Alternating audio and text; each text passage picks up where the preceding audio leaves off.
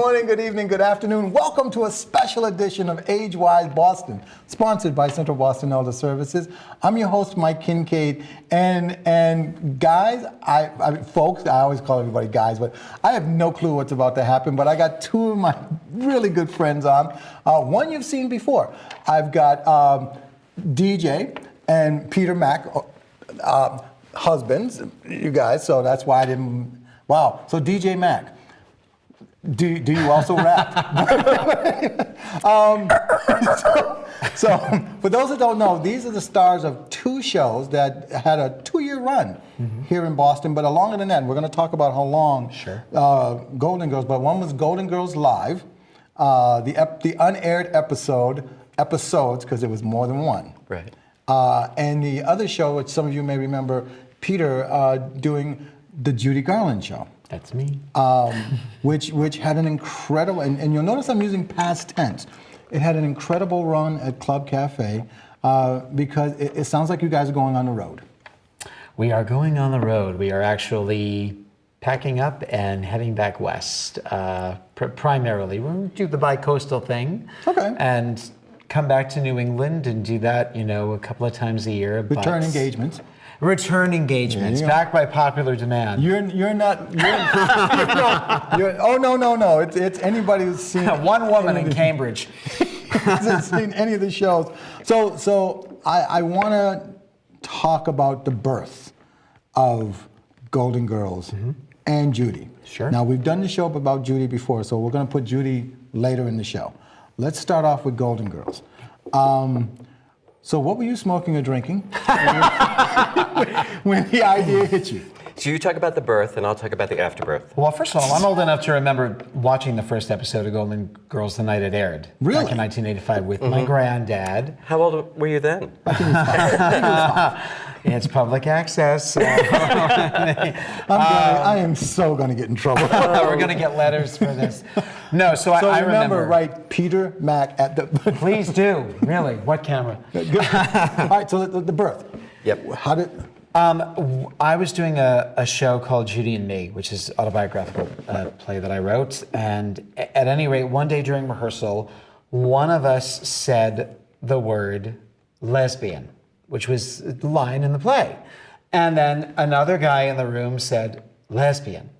And then another guy said lesbian. And in all the use we went lesbian, which is this iconic moment from one of the Golden Girls episodes. Really? Yes.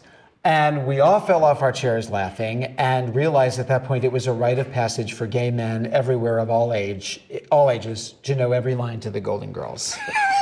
And at that point, that's when the seed got planted in my head that we should do this. We should consider doing something with this. Because I knew they had already done Brady Bunch Live.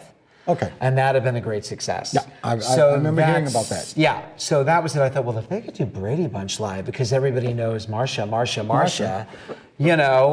a lot of people know lesbian. So that's kind of what started it. That scene, and then Shady Pines Ma, which was the threat to Sophia, because that's the nursing home that she burned down, right?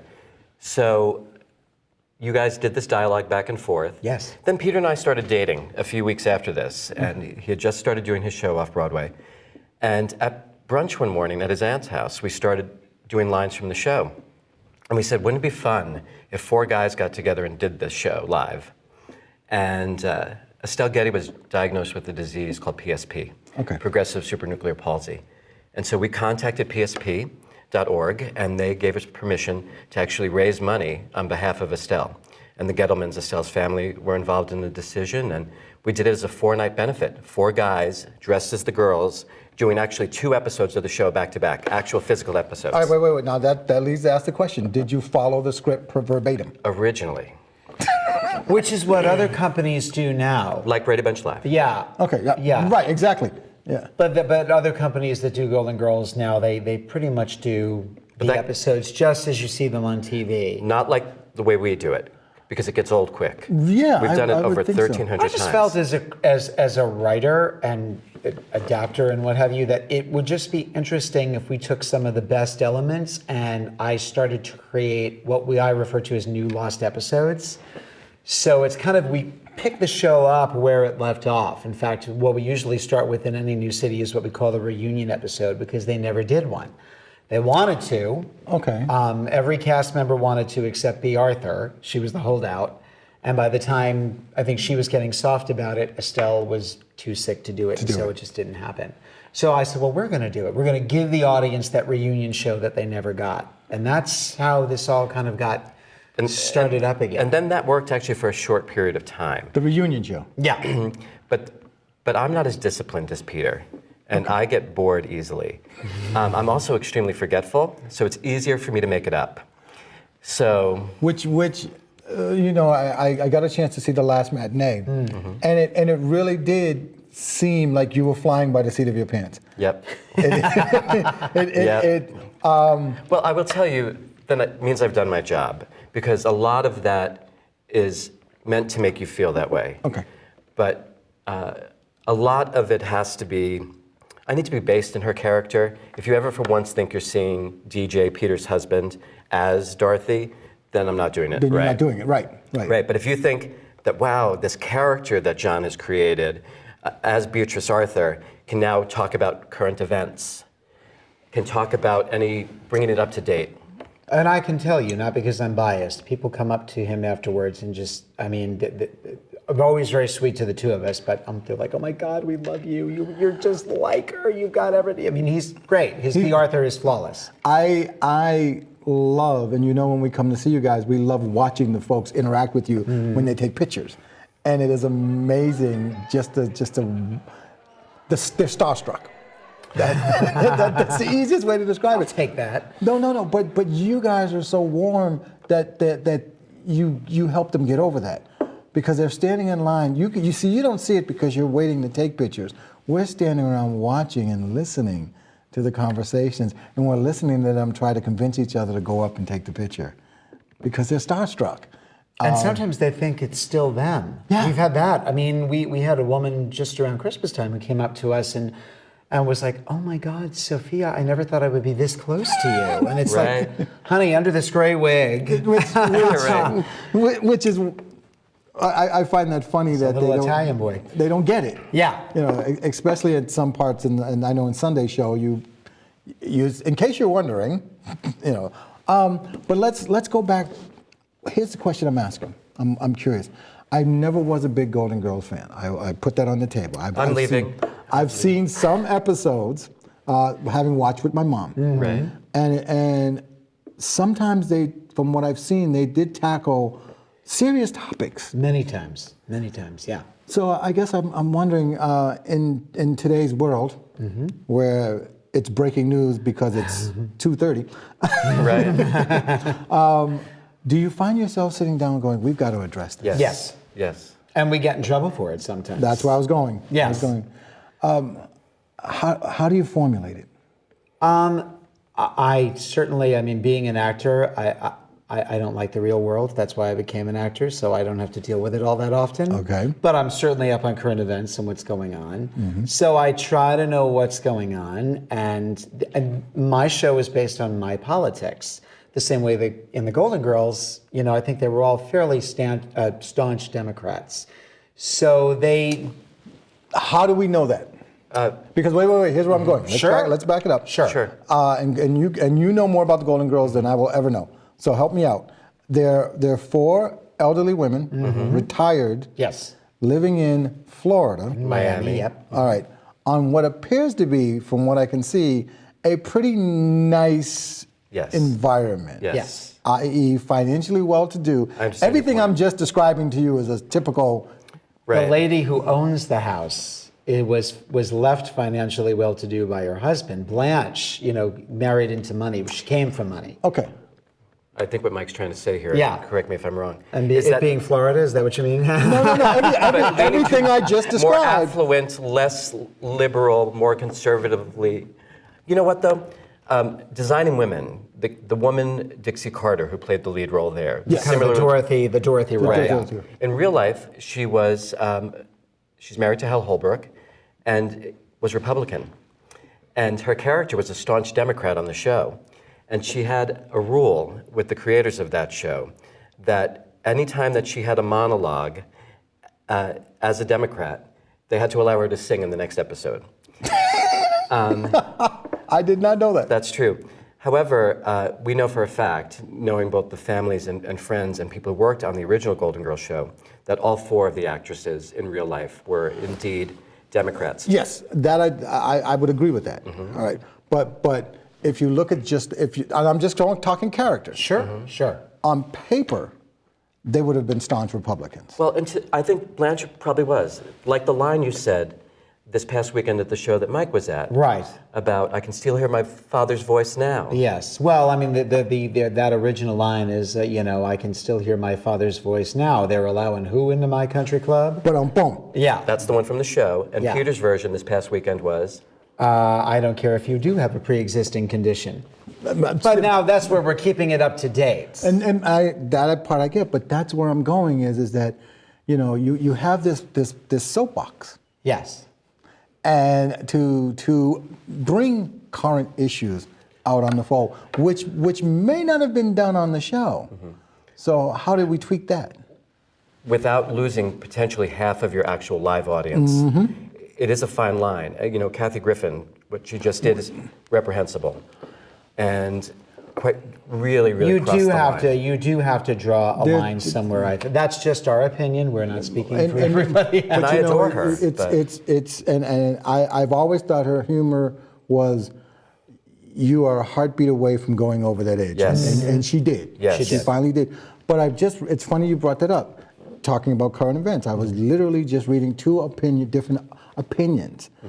Both opinions agreed that what she did was wrong. Agreed. The apology was Soft and too late. soft and too late, but one opinion literally lambasted her about what the heck were you thinking, But the other one, which I thought was interesting, is why is it that it's okay for conservatives to make shots like this and defend it?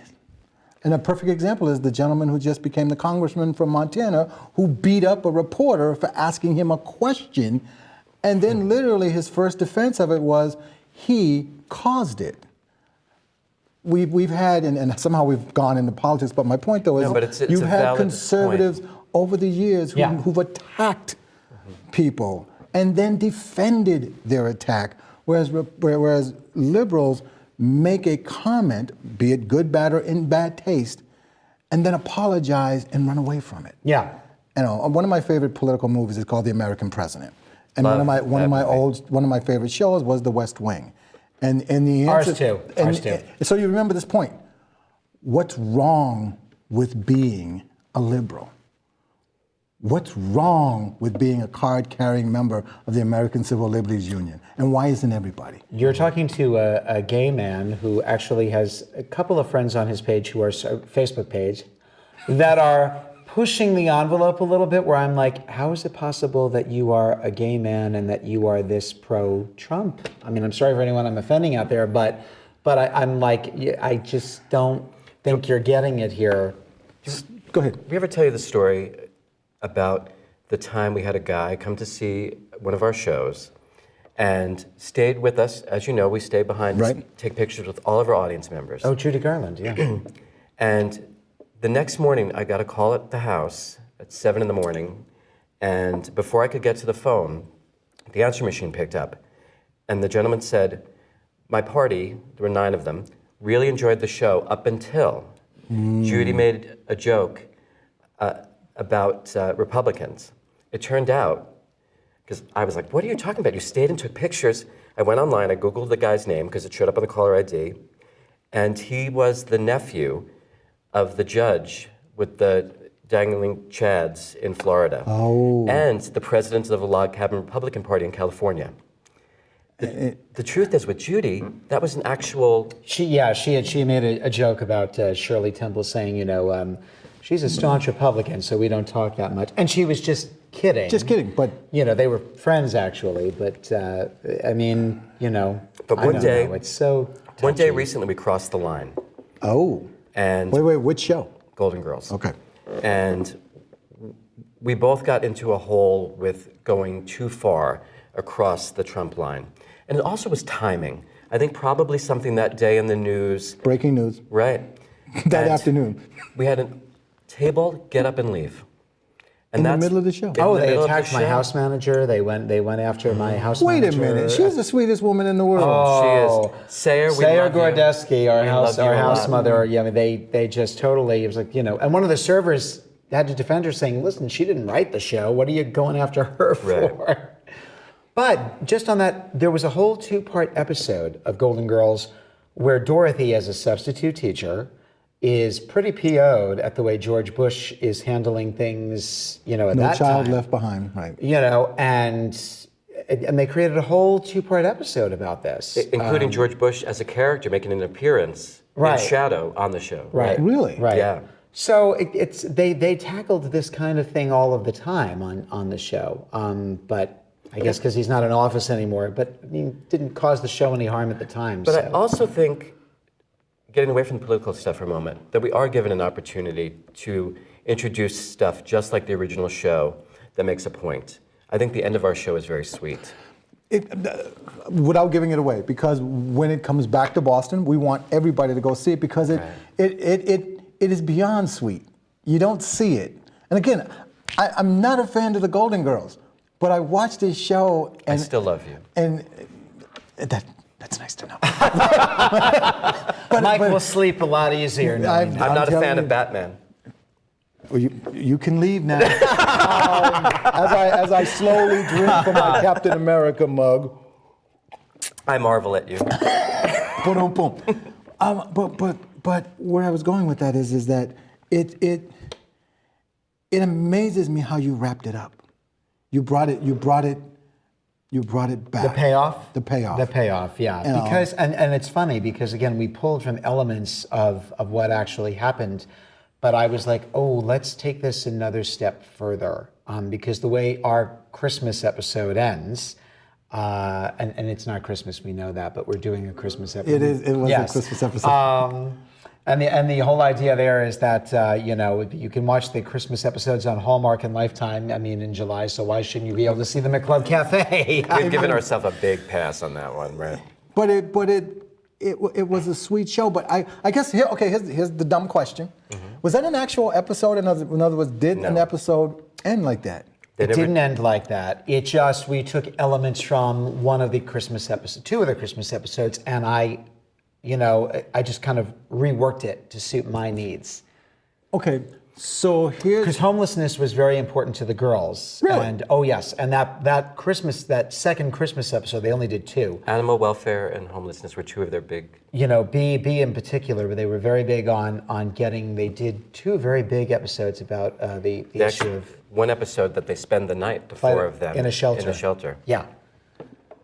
Yeah. wow. Yeah, they tackled big stuff. That's what I find. See, now you're going to make me have to go back and watch this stuff to see. The episode is Guarantee, called- and you'll love it. The episode's You'll called love Buddy, it. Can You Spare a Dime? Now, like I said, my curiosity is just piqued now because I'm wondering. I'm picturing all 4 characters. One who I just can't imagine being in a shelter, and that's Rue. And it just, oh my God, The Blanche character. Right, it's so dirty here. That's I'm just, and that's what part of me says. I've got to see this. We had an opportunity to tape some of the last matinee. That's awesome. And I'm wondering if the guys in the booth could cue it up Oh, how cool. at some point so folks can get a little bit of peek about what we're talking about. We'll give them a chance to do that. We'll know when it pops up. Great. But the thing about the Christmas, so the question that, if I'm watching this at home, I'm wondering, do you guys write together? All right, it looks like they've got it queued up. Let's see a little bit of the Golden Great. Girls Christmas special. What are you doing out of bed? You just got over major surgery. Now you stay put there. Rose, it was just my foot, not a liver transplant. Well, I'm sorry, Dorothy, but I think I know a little bit more about it than you do. I am very well versed in the medical field. I don't spend 4 hours a week as a candy striper for nothing. You feel free to pick my brain. I think we should let it heal first. Oh, good! You're grading papers. All part of a speedy recovery is staying constructive. Why don't you write a letter to Santa? I'll bet you haven't even written your letter to Santa yet. No, honey, but I've been drafting that suicide note in my head. Dorothy, stop being such a Grinch. Holiday spirit is an oxymoron, you know. And who would know better than you, Rose?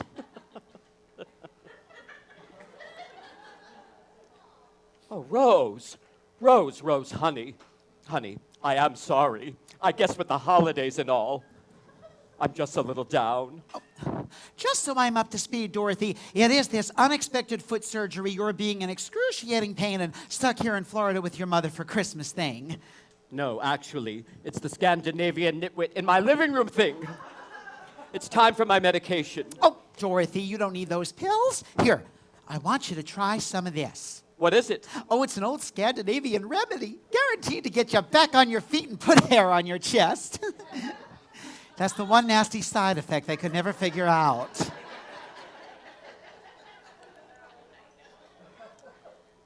Rose! If this...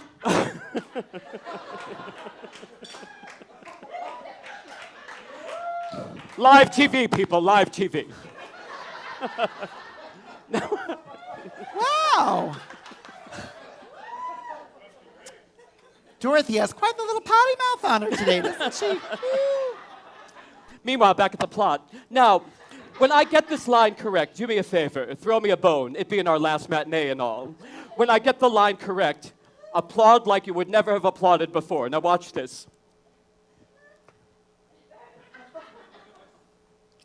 Rose, isn't this? If this had been offered to the Donner Party, they still would have eaten each other.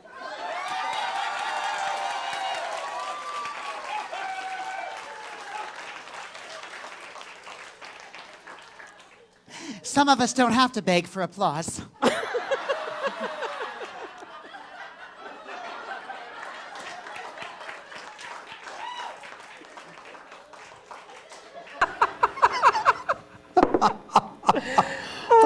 I thank you.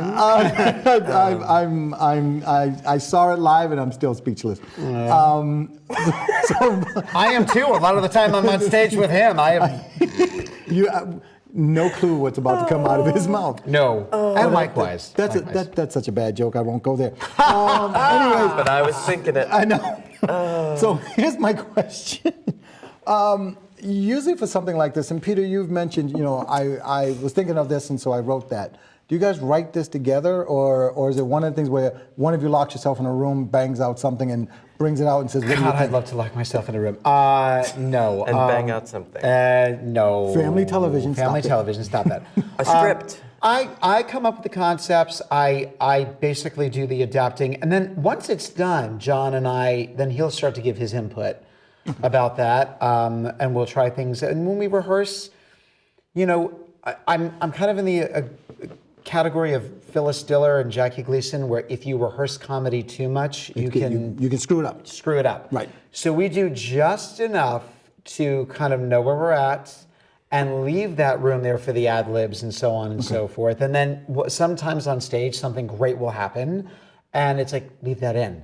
Leave that in. Or God, I hope we were filming today so we remember what we just did. It's really the Pareto principle, too, though. It's the 80-20 rule. So it's really 20% the show, as written. Scripted. Yeah, and then 80% us. Okay. In the moment. In the moment. But We now- know we have to get to the beginning, the middle, and the It's a end. parody. I mean, it's the whole thing is a parody, yeah. No, well, it's a parody, but the thing about parodies is that they usually will just simply say, okay, this is the title and these are the characters, but nothing else in this is going to be similar.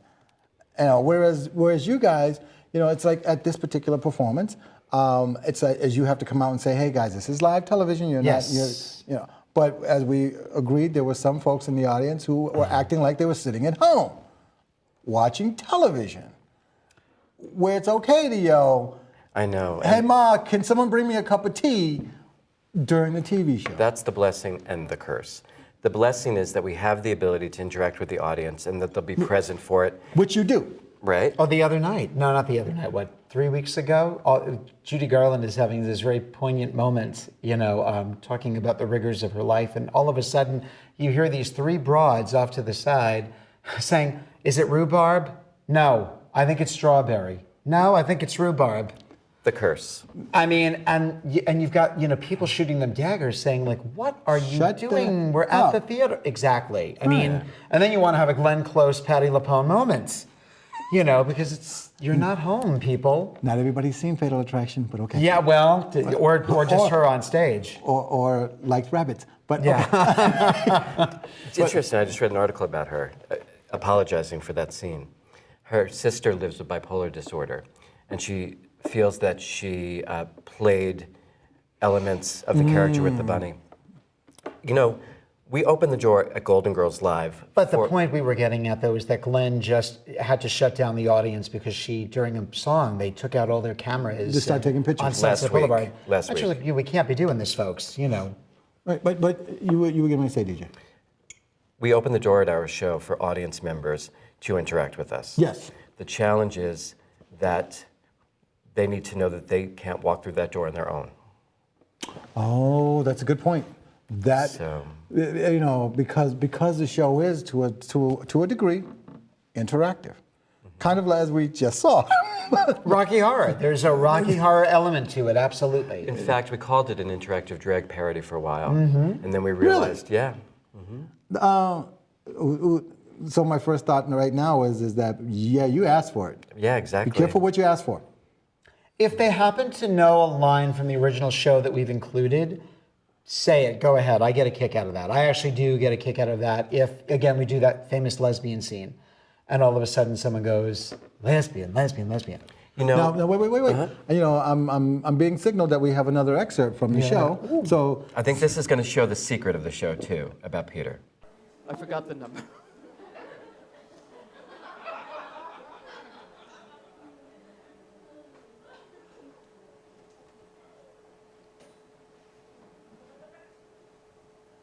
Hello, Mildred. Mildred, it's Dorothy. Dorothy's Bornak. Sophia Petrillo's daughter. No, this is Dorothy. No. No. No, I haven't seen the Tin Man, the Scarecrow, or the Cowardly Lion. Mildred. Mildred, is my mother there? My mother. Sophia. Sophia Petrillo. She kind of looks like the Travelocity garden gnome. What's that? Wait, hold on 1 second, Mildred. I need to flirt with the front row.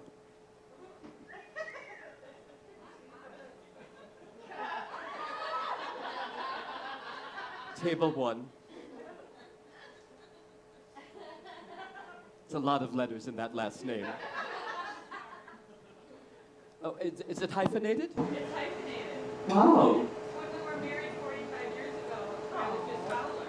And I told him if he didn't work out, I could just drop him off with it.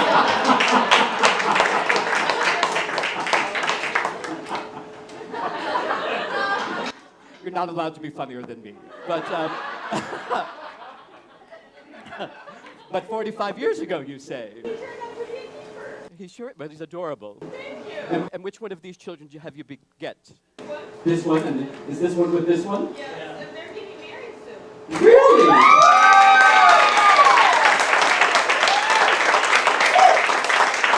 Now, let me ask the obvious question. So are you going to be Fowler-Guzard-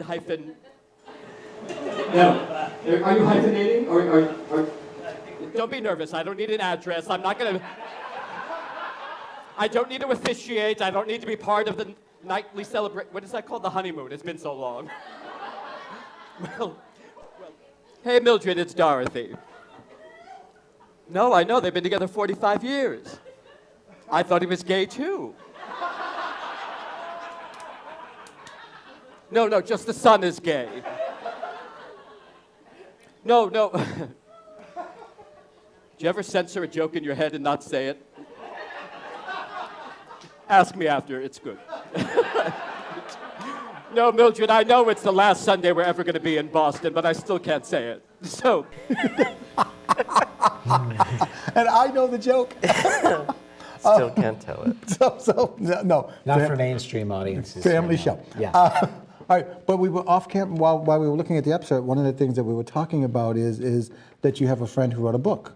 Yes. about the history. Could you share a little bit about that? He's a wonderful gentleman. His name is Jim Colucci, and he wrote the most beautiful coffee table book, Golden Girls Forever. And it's just this wonderful behind-the-scenes look at the making of the show. There's interviews with everybody that worked on the show from in front of the camera and off the camera.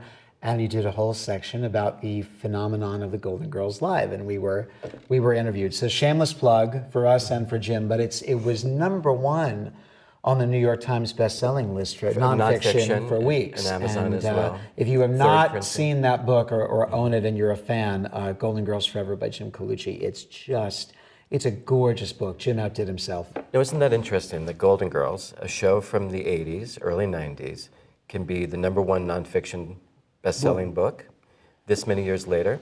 And interesting that Hulu, it's the #1 downloaded show. Really? And by credit cards, they can track it to people under 25. We have these fresh-faced 20-somethings coming up to us in college saying, I just started watching it on Hulu, and I'm a huge fan, and my grandmother is just like Sophia. That's and okay. There you go. Yeah, you can relate to each one of these ladies. You have known each one of these ladies somehow in your life, particularly Sophia. I think everyone knows Sophia. We from my family, we have my mom that we affectionately refer to as things that come out of her mouth. We now just call mannerisms. Mannerisms. Exactly. We keep threatening to write them down because when we tell them to people, they go, "What?" And that's the fun of Sophia, because I can get away with anything. There's no censor there at all. Yes, it's scary. Well, and the device they used on the original series was that she had a stroke. Oh, you know what? I think we're going to get a chance to take another look. Let's see. Oh, is this Sophia? To me, but have you seen her?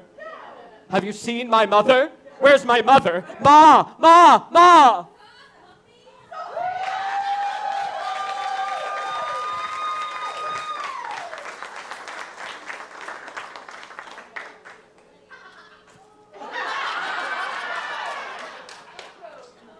Ma, where the hell were you? I swiped a spoon after breakfast and dug a tunnel out of my room. Gladys and I went Christmas shopping. I nodded off for 2 minutes in the back seat. I wake up, the window was crooked, the door is locked. What the hell she think I am, a dachshund? Ma, you've been gone over 4 hours. Parking must have been a mess. I got just about everything I needed. It's amazing how much things cost these days. I just spent $89 on a pair of gloves for my grandson. You had $89. Don't be ridiculous. I charged all my gifts with a credit card I stole out of your purse. Ma, how the hell do you think I'm going to pay for all of this? On time. Loosen up the mousetrap a little. It's Christmas. Ma, where is the Christmas spirit? Ma, where is the Christmas cheer? Neiman Marcus, ladies' apparel, 3rd floor.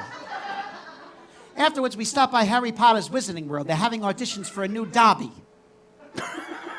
I figure I'm a shoo-in. Then Gladys and I wanted to stick it to that Bible beater over by the church. You know, the one with the sign that says Santa is just an anagram for Satan? Oh my God, Ma, what happened? Oh my God, he was going on and on about Jesus this and Jesus that. He asked me what I knew about Jesus. I said, hey, I'm Catholic. Here's the Cliff Notes version. There was a manger, he was born. Get over it!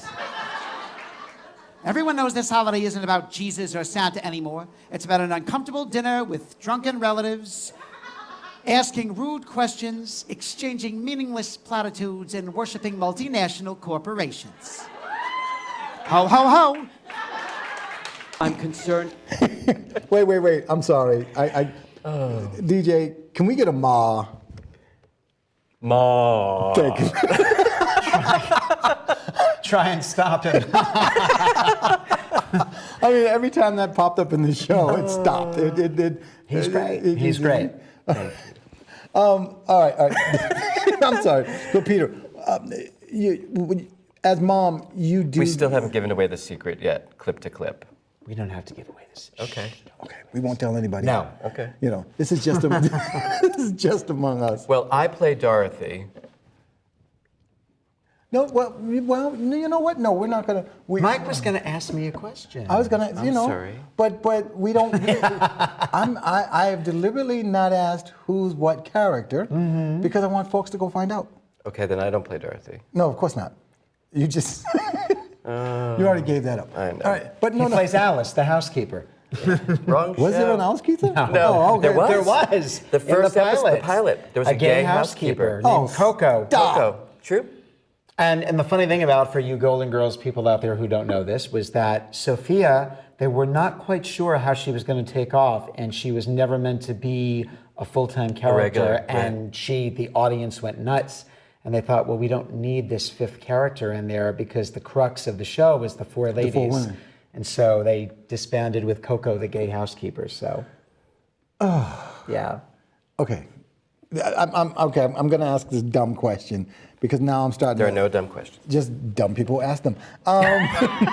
We love Mike. So, no. We love Mike. The thing that I'm thinking about designer women. Yes. And they had their black male friend. So I guess I've got to ask the question: was the gay housekeeper black? No. No. But you know, this is a question that's asked a lot about the show. As you know, B. Arthur did Maude. Yes. And she really wanted to work with Esther Roll again. Okay. And So they tried to they bring wrote her an back. episode. Which a lot of people don't realize that Good Times Yes. was a spin-off from Maude, And Maude was a spin-off spinoff from of. All in the Family. That's right. But so go ahead. So she wanted to work with Estelle Ross. So they wrote an episode where Dorothy's. Blanche. What's that? Blanche. Somebody. It was supposed to be Mammy Watkins. She was supposed to come back in and play Mammy Watkins. Do you know what's funny? Because I was going to tell the story. I thought she was going to play the episode where Michael gets married. No. Okay. Funny. You know what? You guys are having a great conversation. I'm among sorry. yourselves. I know. We're ignoring everybody at home. No. But it's interesting because that I can see is how this process works. Somebody drops something and the other one goes, no. But what about this? And how about we do that? By the way, it's always me dropping it. Well, somebody. And he loves to blame it on the other actors. That's the great part. And then we're all like, no, John, it was you. And we have notes to prove it. That's right. And I think that happened this past weekend where I thought Peter dropped a line and I was waiting for it, and it was me. But they did tackle, just on that subject, they have Dorothy's son, Michael, saying, I'm going to get married, and he brings his wife-to-be in, and she's black and in her 40s. Really? Now, B is absolutely nonplussed by the fact that she's black. It's the fact that Michael is 25 and this woman is 45. Then, is it Ruby, not Ruby D. Oh my God, I forget her name. Okay, but She just passed away. Yeah. Okay, but a famous black actress. Yes, comes in, and she has no problem with the age difference, but she says, "Why are you going to marry a skinny white boy?" And the two now they start going at it, and so they tackled that from that aspect, and then in the end everybody comes together. Well, of course, yeah. everything. Yeah. But see, that's one of the things I was going to ask you was, did any people of color? Because again, when I'm Yes. sitting at home watching this with Mom, One of the sweetest episodes, by the way, and it's something I know we're going to talk about.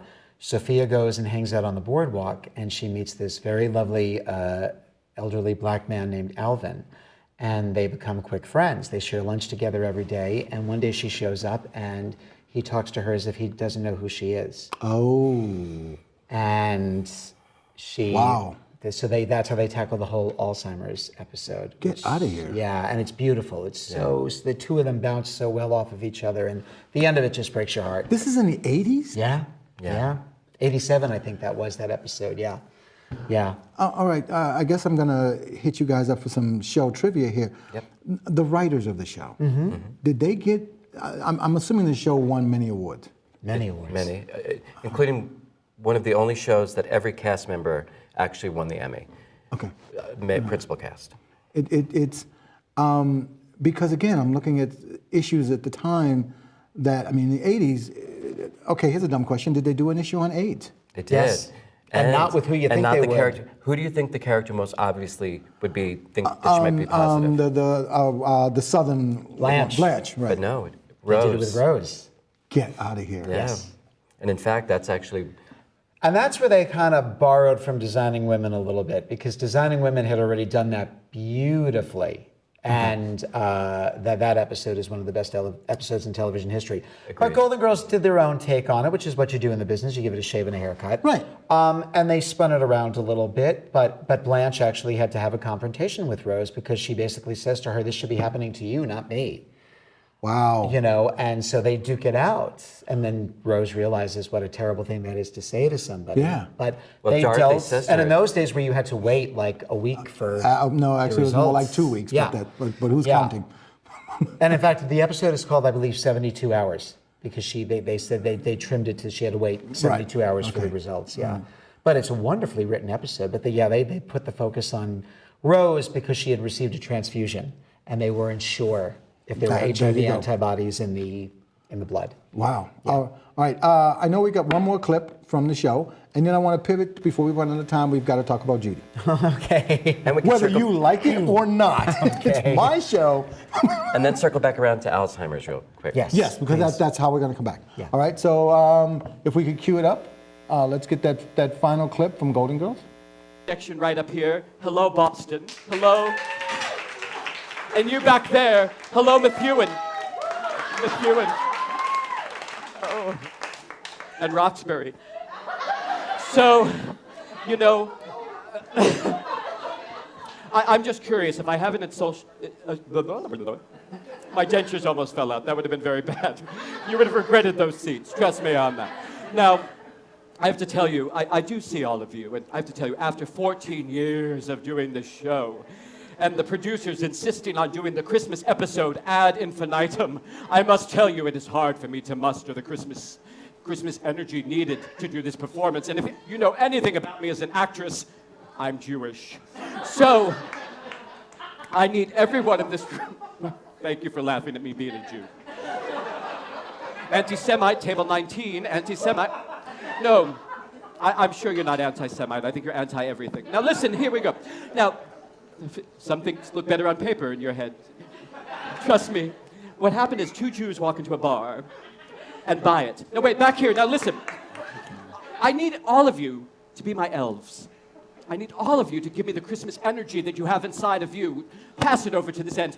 On the count of 3, I need everyone in this room to give me a ho, ho, ho. Now let's try that. 1, 2, 3. Ho, ho, ho. I need a big ho. I mean a really big ho. Merry Christmas, y'all!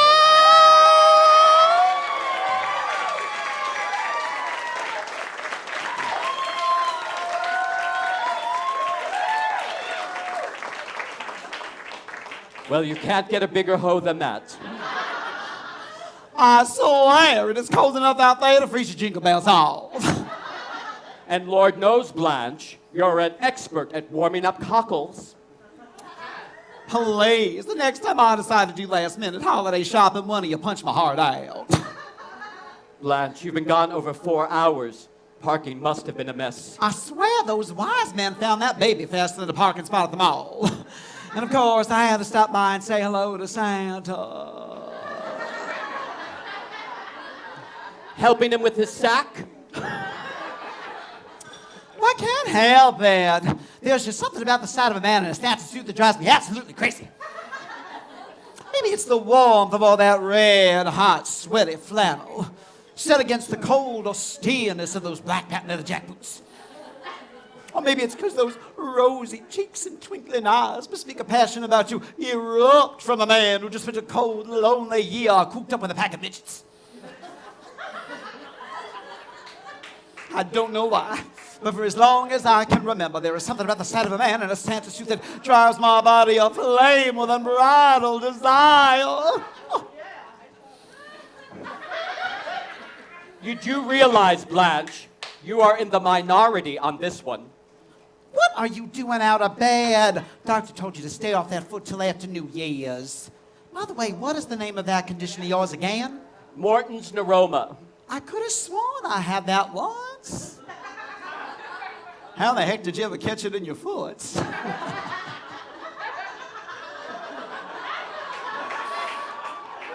Well, anyway, I left the phone number on the fridge, but I will be staying with Mel Bushman in Atlanta for the family reunion. Oh my God. Oh God. Thank you. Mom is so proud. Yeah, but now I saw it live and I just got the joke. It's one of those things that wait for it, wait for it. Wait for it. Yes. All right. The director of your show missed one opportunity to blur out a section there, but we won't. No! We won't ask people to go back and review it. You know, let's not have a Janet Jackson moment. The number Costume one. malfunctions. There you go. Thanks. You just screwed me up sorry. completely right there. But all You'll right. miss me. So we know how to find you. So let's pivot to, because we've spent this time talking about Golden Girls, which again is an amazing. It's a lot of fun. It looks like a lot of fun. It is. But Peter, our audience knows you as Judy Garland. Hopefully. And our introduction to the folks was you coming on. Yes.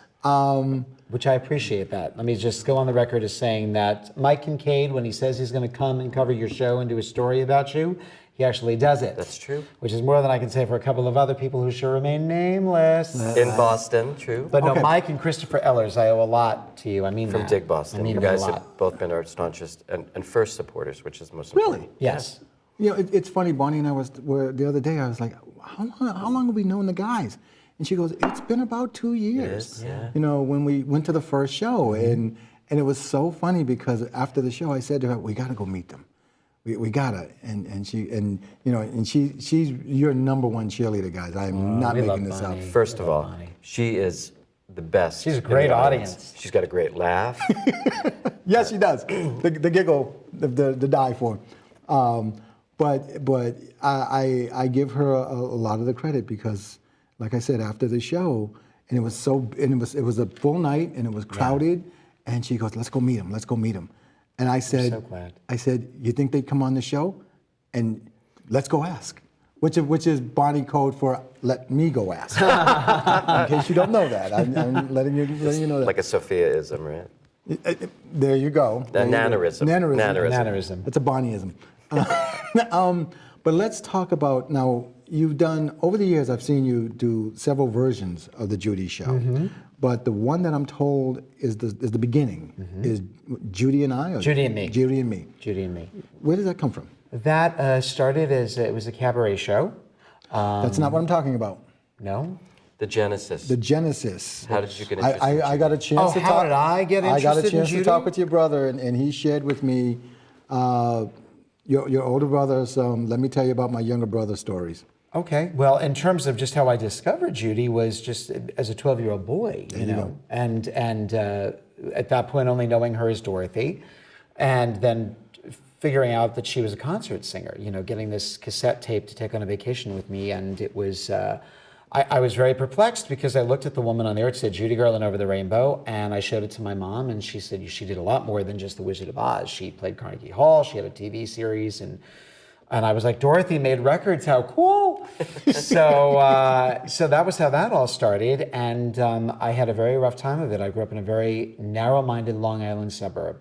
So after a day of being called a lot of gay slurs and/or being beaten up, having my eyeglasses broken and what have you, I would go down to my darkened basement and listen to Judy's records and sing along with them. That's how I started singing, and feel so much better about myself. So that was how that started. And then I was, I wanted to pay tribute to her, and so we did a cabaret show called Judy and Me as me, where I just told my story utilizing Judy's music. Oh. And I swore I would never do an impersonation of her. And, but then I started to notice that there were other people in and around the New York area that were doing impersonations of Judy and making fun of her.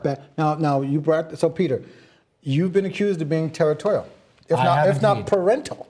Yeah. And we've had this conversation, and I said you are. Right. Because as you just said, there are some people who, it's an insult to call it an impersonation. Mm-hmm. It's a parody of what they think Right. she was like. Right. And that pisses you off. It does. It does. I'm Why? so glad we could say piss off. That's good that I could say. Welcome it to does piss cable. me off. Yeah, because, for somebody, I just think that's very cheap. I mean, again, today we're talking about something that happened where somebody pushed the line a little too far. I have recovering alcoholics in my family, people who have dealt with addiction, and I know that it's a living hell for somebody to go through that. So to take what were the darkest moments in somebody's life and use those to get a cheap laugh, I just find the lowest common denominator you're playing down to. It's very lowbrow, and Judy gave so much. Right. Whether it's Judy or Elvis or Marilyn or whoever it happens to be, why do we have to make fun of these people? They gave so much when they were alive. They continue to give after their death. And they deserve better than that. We should be celebrating their legacy and what they left behind. And you do that in your productions. Yeah. I mean, Even with Golden Girls, it's the same thing. it is a celebration. But I got to tell you, the hardest one of all the ones that I've seen was the life story Of Judy. of Judy. Yeah, You Get know, Happy, yeah. Especially the end. Because I remember we were sitting there watching it, and I said to Bonnie, I wonder how he's going to end this. Mm-hmm. And part of me, and I got to tell you this, and you're my friend, was I was hoping you didn't go there. Mm-hmm. But you had to. We had to. And I realized that. But we deal with it, I think, in such a great way. We let her get all of that out without her demons, but then we bring you right back up because that's what she does. That's what she did. She didn't view herself as a tragic figure. No. Her kids have said that. All of them have said that. And again, I just think it's very lowbrow. So when I saw other people doing those lowbrow imitations of her and coming out on stage pretending to be drunk, which she was not an alcoholic. She had a problem with prescription drug medication. Today, she would be current with opioids. Right. And She went through periods in her life where she definitely drank too much, and friends of hers, but that was not really the problem. It was the sleeping pills and Ritalin and some people say territorial, we say protect, but we don't think we own her. And that's an No, important somebody said to distinction. me, Judy is your role, and Hamlet is nobody's role any more than Judy Garland is anybody's role. What I do with the role makes it my own. There are people out there I adore. Isabel Keating, who portrayed her in The Boy from Oz, the Peter Allen story. Julie Shepard, who used to perform as her a lot back in the 80s and 90s. Judy Davis. Judy Davis in the Shadows. movie, in the miniseries, and Tammy Blanchard. I mean, those are wonderful. Craig Russell, who's no longer, and Jim Bailey. I always Yes. put, because Jim proved you could do a classy Judy Garland. Yes. But there were far and few between, and Jim couldn't be everywhere at once. So I kind of, Somebody had to fill the void. somebody had to do it in other places. Before we go, do you know how we met? No, please, share. Okay, this is terrific. Peter and I met at a brunch screening of The Wizard of Oz in New York City. And so, I know. Judy is not only my idol and my guardian diva, but she's also, our matchmaker. I have all That's the things true. that Judy That's Garland could. But just the territorial thing, it's like, no, I think people have visions of me, like the evil queen. Yeah. That's redundant. Standing in front of the mirror, saying, "Who's the greatest of them all?" That's not it at all. But I went into that. You see, that's what the thing is. I went into this business like a wide-eyed Kansas farm girl, thinking everyone's going to be so supportive, and I found out very quickly that was not the case because people tried to sabotage my career, and I persevered against it. I'd say to anybody out there, some little 12-year-old boy somewhere that wants to be Judy Garland or Marilyn Monroe, don't let anybody do that. Don't let them bully you into thinking that you can't do this, because I went through that, and I'm so glad. I mean, as a result, I got an award from Mickey Rooney and Margaret O'Brien, and I'm so happy that I persevered with it, because there were a lot of people that tried to hold me down in the beginning because they did not want to see me succeed, and I'm glad I came out the other end. You broke the mold of what people perceived Yeah. Judy Garland to be and be That's like, true. as opposed to those of us who loved her Yeah. for her career. Now, believe it or not, our hour's almost up. Oh, wow. But I know this. It goes quick It with goes you, quickly. Mike. Even wow. So, but I want to talk about. You guys have also been doing some amazing work with the Boston University Alzheimer's Disease Center. We have. Thanks to you. You helped me with that. Well, thank you. But you're the one that gets up there, and let's talk a little bit about. First of all, drum roll. How much have we raised? We have another count coming up, but thus far it's $21,550.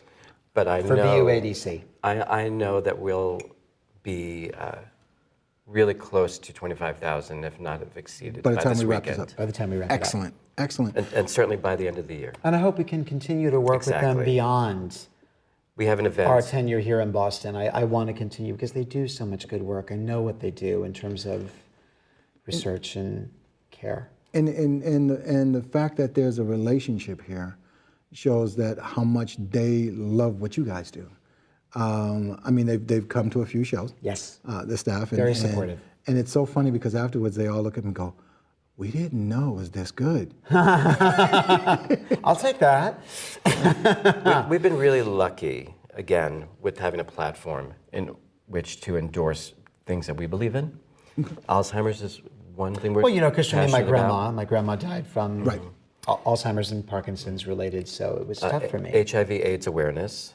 We've had an opportunity to raise money locally for Harbor to the Bay, a little bit more broadly for an organization that helps children who are born multi-disabled, HIV positive, and with something else like MS or CP, Okay, all right.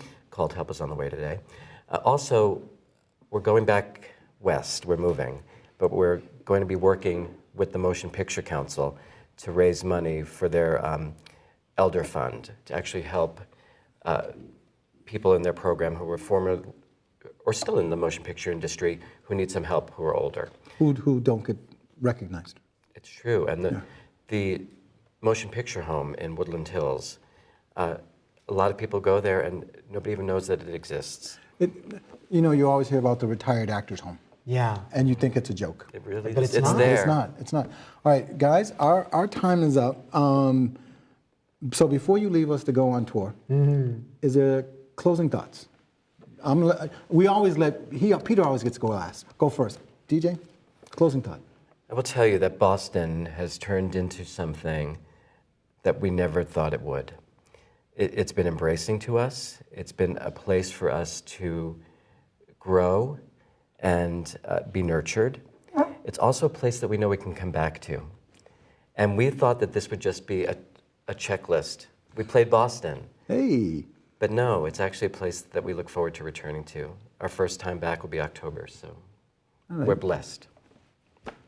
I'm very grateful. I'm very grateful to you. I'm very grateful to Jim Morgridge and everyone at Club Cafe for giving me a home and for giving Judy a home and Golden Girls a home. And Boston audiences have been so incredibly kind to me. I think between West Hollywood and Boston, those have been the two cities that have really embraced me. But I love Boston audiences because they were coming to see me when I was in Salem Yeah, I know. a year before. we tried to get out there. We just never could get out there. Yeah, so I'm so grateful to the Boston community for coming out and supporting me week after week and coming to see whatever new adventures Judy was up to. I'm very blessed. I'm very grateful, and I look forward to coming back. And I we do can. look forward to it. And we can't thank Jimmy Morgridge enough. I think if we can just circle back to him just for 2 seconds. Jimmy Morgridge actually owns Club Cafe, but he also started Harbor to the Bay, I know. which is an amazing bike ride from Boston to Provincetown. And last year they raised $485,000 for people living with HIV and AIDS. And we were a little part of that, but Jimmy has been, like you, in the public eye, have been our staunchest supporter behind the scenes. Without him, we wouldn't be here today. So No, and he was open to the idea of a run because that's something that a lot of club owners are not open to. And I said, no, if this is going to work, it's got to be an ongoing thing. And I just can't thank you enough, Jim Morgridge, for doing that. We love you very much if you're watching this. Alrighty, guys. Well, And we love you, Mike Kincaid. Yes, and Bonnie. Anyways, my really quick wrap up. They're going on tour, but they'll be back, and I'll let you know when they're coming because we want to show them how much we love them. Guys, again, from the bottom of all of our hearts, not just mine, but all of our hearts, thank you for being our friends. Thank you. All right. Bye-bye. Take care, everybody. We'll see you around the neighborhood. Bye-bye.